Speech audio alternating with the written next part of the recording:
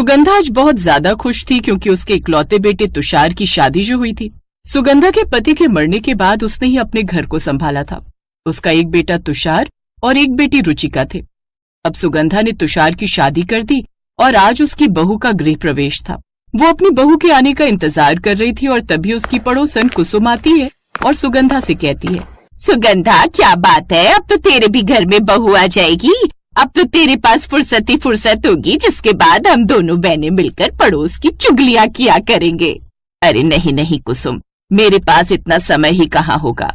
तू तो जानती है मेरी बहू बहुत पैसों वाली है और वो जब यहाँ पर आएगी तो मुझे उसके साथ समय बिताना पड़ेगा, वरना उसको ऐसा न लगे कि अपने इतने बड़े और करोड़पति घर से वो इस घर में आई है तो अकेलापन लगे उसे। सच में तू कितनी किस्मत वाली है जो इतनी पढ़ी लिखी सुंदर और अमीर घर की लड़की तुझे मिल गई है। अब तो तेरी बहू पैसे वाली है तो हम जैसे गरीबों से कहाँ ही बात करेगी। अरे नहीं नहीं कुसुम, तू कैसी बातें कर रही है। मेरे लिए तो तुम सब मेरी बहनों जैसी ही हो। जब से मैं शादी करके इस मोहल्ले में आई हूँ तुम लोगों के साथ ही तो रही हूँ, फिर मैं तुम लोगों के साथ गलत बर्ताव कैसे कर सकती हूँ। सुगंधा और कुसुम बातें कर ही रहे होते हैं कि तभी वहाँ पर एक गाड़ी आकर रुकती है और उसमें से तुषार और सुरुचि उतरते हैं। सब लोगों ने सोचा था कि सुरुचि महंगी सी साड़ी में आएगी, लेकिन सुरुचि ने एक सिंपल सी लाल रंग की सूती साड़ी पहनी होती है और उसे देखकर कुसुम धीरे से सुगंधा को बोलती है, ये सब क्या है सुगंधा? तुम तो कह रही थी कि तुम्हारी बहू बहुत पैसे वाली है और तुम्हारी बहू तो मेरे घर की नौकरानी से भी सस्ती साड़ी पहनकर आई है, वो भी शादी के दूसरे दिन। धीरे बोल, अगर मेरी बहू सुन लेगी तो उसे बुरा लग जाएगा। शायद उसे सिंपल रहना अच्छा लगता है, इसीलिए तो वो ऐसे आई है। थोड़ी देर में आरती उतारने के बाद अब सुगंधा अपनी बहू और तुषार का गृह प्रवेश करवाती है। सभी लोग बैठ जाते हैं और दहेज के सामान के आने का इंतजार करने लगते हैं, लेकिन कुछ भी नहीं आता। सुरुचि अपने साथ सिर्फ एक अटैची लेकर आई थी जिसमें उसी के कपड़े थे। ये सब कुछ देखकर सुगंधा अपने मन में कहती है, मानती हूँ कि मैंने बहू के पिताजी से कुछ भी नहीं मांगा था, लेकिन मुझे इतनी उम्मीद तो थी कि इतने अमीर घर की इकलौती बेटी को ब्याह कर हम अपने घर में लेकर आए हैं। कम से कम वो खुद अपनी मर्जी से हमें कुछ तो दे ही देंगे।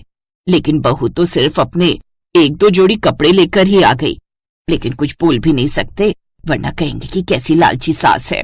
सुगंधा अपने मन में ही ये बोलकर चुप हो जाती है और इस बारे में अब किसी से कोई बातचीत नहीं करती।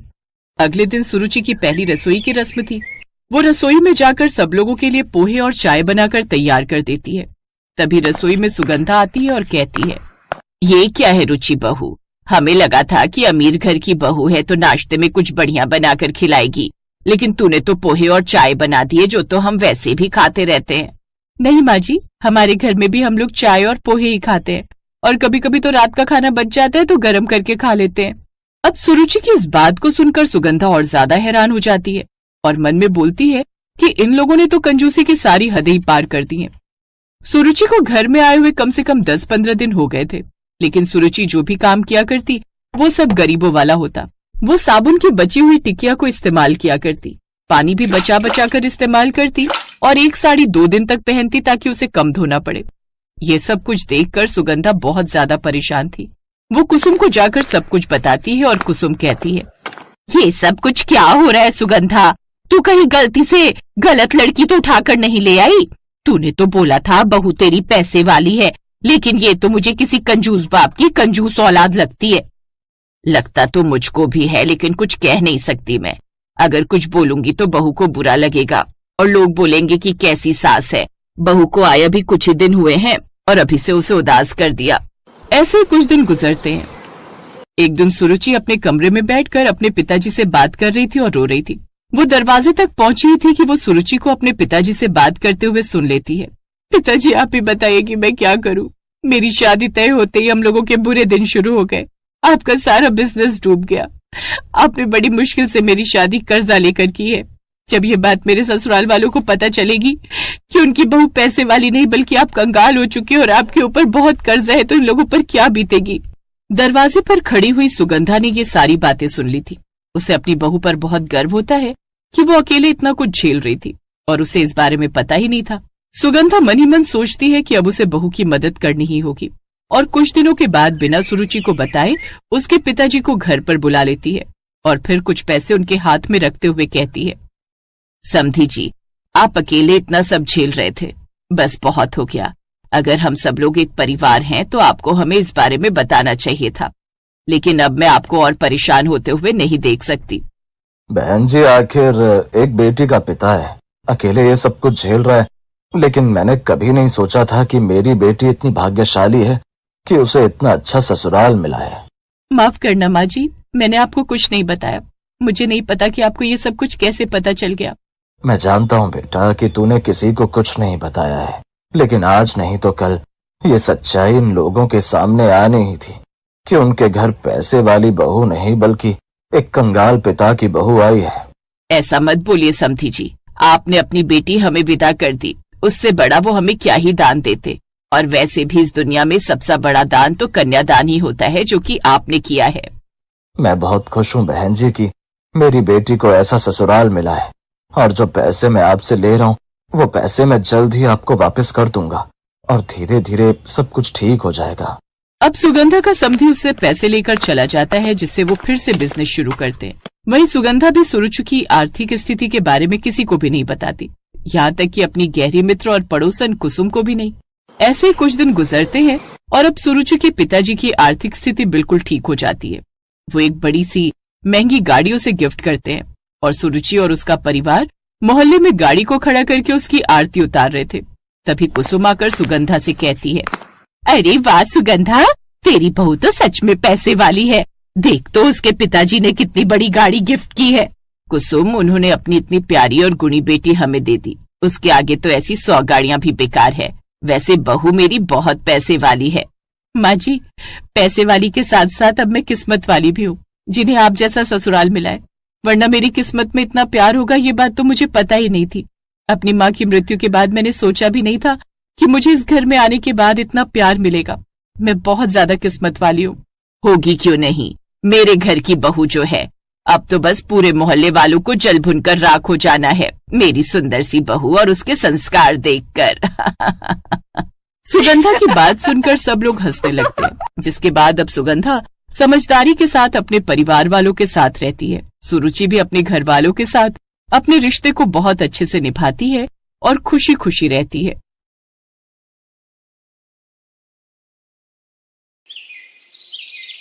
शालिनी अपने पति पीयूष के साथ रहा करती थी। पीयूष शालिनी का हर ख्याल रखता और उसे छोटी से छोटी खुशियां देता। शालिनी बहुत ज्यादा खुश थी। एक दिन पीयूष सुबह सुबह शालिनी को जगाते हुए कहता है, उठ जाओ शालिनी और मेरे लिए जल्दी से नाश्ता बना दो, मुझे ऑफिस के लिए निकलना भी है, बहुत लेट हो रहा है। पीयूष, दूध लेकर चले जाओ ना, अब मैं अपनी नींद तोड़कर तुम्हारा नाश्ता बनाऊंगी, ये कहाँ से सही होगा। वैसे भी रात के 12 बजे गेम्स खेलते हुए नींद आई थी और अभी तुम मुझे 7 बजे उठा रहे हो। शालिनी, तुम तो फिर भी 12 बजे सो गई थी, लेकिन मैं अपने ऑफिस का काम करके 2 बजे सोया था और फिर भी 7 बजे उठ गया। मुझे 8 बजे ऑफिस निकलना है, उठ जाओ ना।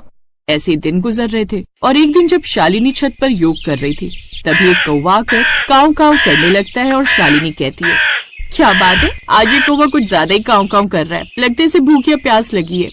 तभी उसकी पड़ोसन विमला आती है और छत से शालिनी को जवाब देते हुए कहती है, अरे नहीं शालिनी बहन, जब भी कौवा काव काव करता है तो इसका मतलब ये होता है कि घर में मेहमान आने वाले हैं, तैयारी कर लो, तुम्हारे घर कोई बहुत बड़ा मेहमान आने वाला है। शालिनी ने ये बात सुनकर हंसते हुए जवाब दिया, भला मेरे घर में कौन आएगा, मैं तो अपने पति के साथ अकेली रहती हूँ और उनके तो मम्मी पापा भी नहीं है, फिर मैं बेकार में क्यों परेशान हूँ। शालिनी ये बोलकर अब नीचे आ जाती है, लेकिन जैसे ही पीयूष के ऑफिस से आने का समय होता है तो 1 घंटे के बाद भी पीयूष घर नहीं आता। शालिनी परेशान हो जाती है और अपने घर के हॉल में टहलते हुए खुद से कहती है, ये क्या हो गया इनको, वैसे तो कभी इतनी देर से नहीं आते, आज इन्होंने आने में बहुत ज्यादा देर कर दी, फोन भी नहीं उठा रहे। शालिनी ऐसे ही परेशान हो रही थी कि तभी पीयूष आता है और उसके साथ एक बुजुर्ग आदमी भी खड़ा हुआ था। शालिनी ये देखकर आश्चर्यचकित होते हुए पीयूष से कहती है, पीयूष, ये कौन है जो तुम्हारे साथ आए हैं, इन्हें तो पहले कभी नहीं देखा, तुम्हारे बॉस हैं क्या? लेकिन अगर ये तुम्हारे बॉस हैं तो इन्होंने गांव जैसे कपड़े क्यों पहने हैं? नहीं शालिनी, ये मेरे बॉस नहीं है, ये मेरे मामा जी हैं और आज ही गांव से आए। मुझे इनका कॉल आया था कि स्टेशन पर उतर गए, तो मैं इन्हें लेने के लिए स्टेशन चला गया था, तभी आने में देरी हो गई। दरअसल बहू, पीयूष के माता पिता तो है नहीं, बस मैं ही उसका रिश्तेदार बचा हूँ। शादी में भी मैं नहीं आ पाया था क्योंकि खेती का कुछ काम था, तो सोचा तुम लोगों से मिलने आ जाता हूँ। मैंने सोचा कि पहले तुम लोगों को बताऊंगा नहीं, फिर तुम लोगों को सुसाइड दूंगा। मामा जी वो सुसाइड नहीं सरप्राइज होता है, पर सरप्राइज का तो पता नहीं, लेकिन आपने मुझे शॉक जरूर दे दिया है। शालिनी मन ही मन सोचती है, चलो शुक्र है एक मामा जी तो आए हैं, कुछ दिन रहकर चले जाएंगे, एक रिश्तेदार तो मैं संभाल ही सकती हूँ। वैसे भी शादी के 4 साल तक पीयूष का कोई रिश्तेदार कभी नहीं आया। शालिनी इतना बोली थी कि तभी मामी जी और उनकी 2 लड़कियां भी घर के अंदर आती है। मामी जी की सांस फूल रही थी और मामी जी ने शालिनी से कहा, अरे बहू, सबसे पहले हम लोगों को पानी पिला दे। तेरा मकान 4थी मंजिल पर था। तेरे मामा जी तो अक्सर इधर उधर शहर जाते रहते हैं, इसलिए उन्हें लिफ्ट की आदत थी, लेकिन हम लिफ्ट में नहीं चढ़ सकते थे तो हम सीढ़ियों से आए हैं। अपने घर में एक साथ 4 लोगों को देखकर शालिनी हैरान रह जाती है और तुरंत ही मुंह बनाकर अपने कमरे में चली जाती है। तभी उसके पास पीयूष आता है और शालिनी सीधा सवाल करती है, पीयूष तुम्हारे मेहमान आ गए। कोई बात नहीं, बहुत अच्छा है, लेकिन ये बताओ कि जाएंगे कब? पीयूष ने अपनी नजरें झुकाकर धीरे से शालिनी को कहा, मेहमान हफ्ते भर बाद जाएंगे। ये बात सुनकर शालिनी के पैरों तले जमीन खिसक जाती है। ऐसे ही किसी तरह रात गुजरती है। अगली सुबह शालिनी रोज की तरह अपने कमरे में सो रही थी और उठने का नाम ही नहीं ले रही थी। अरे शालिनी, मेरे लिए तो तुम कभी नहीं उठती, लेकिन अभी तो घर में मेहमान आए हुए हैं, उठ जाओ ना, ऐसे अच्छा नहीं लगता। अगर मैं रसोई में जाकर खाना बनाऊंगा तो तुम्हारी और मेरी दोनों की बदनामी होगी। यार, ये मेहमान कब जाएंगे? पूरे हफ्ते में कैसे एडजस्ट कर पाऊंगी? शालिनी किसी तरह उठती है और रसोई में जाकर देखती है तो रात के जूठे बर्तन पड़े हुए थे और आज नौकरानी भी नहीं आई थी। सबसे पहले उसने सारे गंदे बर्तन साफ किए और उसके बाद खाना बनाने लगी और खुद से कहा, एक काम करती हूँ, सब लोगों के लिए पैनकेक बना देती हूँ, जल्दी बन जाएंगे और ज्यादा मेहनत भी नहीं लगेगी। और ये गांव के लोग हैं, इन्हें भी कुछ कम से कम नया खाने को मिलेगा। शालिनी ये बोलकर सब लोगों के लिए पैनकेक बनाकर सॉस के साथ टेबल पर रख देती है। लेकिन जैसे ये सारा नाश्ता मामी जी देखती हैं तो कहती हैं, अरे बहू, ये क्या रूखा सूखा खिला रही है तू हमें सुबह सुबह? हम लोगों को पोहे, पराठे, छोले पूरी यही सब खाने की आदत है। कोई बात नहीं, तुझे पता नहीं था ना। अब जल्दी से जाओ, सबके लिए आलू के पराठे और चाय बना ला। अब शालिनी ये बात सुनकर हैरान हो जाती है और तुरंत ही रसोई में जाकर सब लोगों के लिए आलू पराठे और चाय बनाकर लाती है। उसके बाद सब लोग साथ में बैठकर चाय और पराठे खाते हैं कि तभी मामी जी की लड़की नेहा ने शालिनी से कहा, भाभी, भैया बता रहे थे कि आपने अपने यहाँ नौकरानी लगा रखी है। हम लोग तो 8 कमरों का काम अकेले खुद ही कर लेते हैं। मैं तो आपसे भी यही कहूंगी कि आपको अपने घर का काम खुद करना चाहिए, ऐसे शरीर में फुर्ती रहती है। नहीं, ये सब कहने की बात है। शहर में तो जो इंसान नौकरानी नहीं रखता तो उसे लोग गरीब कहते हैं, इसलिए एक नौकरानी तो लगानी पड़ती है। हाँ, ये बात अलग है कि वो हफ्ते में 3-4 दिन छुट्टी कर लेती है और फिर सारा काम मुझे खुद ही करना पड़ता है। भाभी, तब भी अगर आप वो पैसे बचाएंगी तो आप अपने लिए और ज्यादा कपड़े खरीद पाएंगी और अपने घर के लिए बचा पाएंगी, या फिर आप वो पैसे अपने भविष्य के लिए भी संभाल कर रख सकती हैं। बाकी जैसी आपकी मर्जी। नेहा की बात शालिनी को बिल्कुल ठीक लगती है और वो अगले दिन से अपनी नखरे दिखाने वाली कामवाली को निकाल देती है। अब मामी जी की दोनों लड़कियां भी शालिनी के साथ घर का काम करवाया करती थी और शालिनी का भी उन लोगों के साथ मन लग जाता। एक दिन जब शालिनी अपने कमरे में अपने पति के साथ अकेली थी तो उसने पीयूष से कहा, पीयूष, जब से मामा जी की फैमिली आई है तब से मेरा मन लग जाता है और मैं बोर भी नहीं होती। और पता है, पूरे घर का काम भी चुटकियों में हो जाता है और पूरे घर का काम करने के बाद भी शरीर में बहुत एनर्जी रहती है। अच्छा है, मुझे तो लगा था कि तुम मेरे रिश्तेदारों को देखकर चिढ़ जाओगी और उन्हें भगाने के बारे में सोचोगी। और वैसे भी जब रिश्तेदार आए थे तो 3 दिन तक तो तुम यही पूछ रही थी कि रिश्तेदार कब जाएंगे, और मैं बार बार बोल रहा था कि रिश्तेदार 1 हफ्ते तक रुकेंगे। 1 हफ्ते से याद आया, कल तो मामा जी को और उनके परिवार को 1 हफ्ता हो जाएगा, तो क्या ये यहाँ से चले जाएंगे? तभी पीयूष ने अपनी जेब में हाथ डाला और मामा जी और उनके परिवार की ट्रेन की टिकट निकालकर शालिनी को थमा दी और कहा, मैं तुम्हें यही बताने वाला था शालिनी, मुझे ऐसा लगा था ये ट्रेन की टिकट देखकर तुम खुश होगी, लेकिन तुम्हारा तो चेहरा उतर गया। कल मामा जी और उनका परिवार जा रहा है। ये बात सुनने के बाद शालिनी को बहुत बुरा लगता है और उसका मुंह उतर जाता है। अगली सुबह वो झूठा बुखार होने का नाटक करती है। तभी मामी जी उसके पास आती हैं और कहती हैं, शालिनी मेरी बच्ची, मैंने भी 2 लड़कियों को बड़ा किया है। मैं जानती हूँ कि तुम बहाना कर रही हो और तुम्हारी तबीयत खराब नहीं है, लेकिन अगर हम तुम्हारे कहने से 1 हफ्ता और रुक भी जाएंगे तो क्या होगा, एक न एक दिन तो हमें वापस जाना ही है। शालिनी ये बात सुनकर उठकर बैठ जाती है और कहती है, मुझे लगा था मामी जी कि आप लोग कभी नहीं जाएंगे। मैं बार बार सबसे यही पूछती थी कि मेहमान कब तक रुकेंगे और हर कोई कहता था कि मेहमान 1 हफ्ते रुकेंगे, लेकिन अब आप जा रहे हैं तो मुझे आप लोगों की कमी बहुत खल रही है। लेकिन शालिनी, हमें इस बात की खुशी है कि हमारे आने से तुम में बहुत सुधार हुआ है। अब तुम घर का काम बिना मुंह बनाए कर देती हो और अपने पति को भी अच्छा अच्छा नाश्ता बनाकर खिलाती हो। बस ऐसे ही रहना मेरी बच्ची, बिल्कुल मत बदलना। हम अगले साल फिर आएंगे।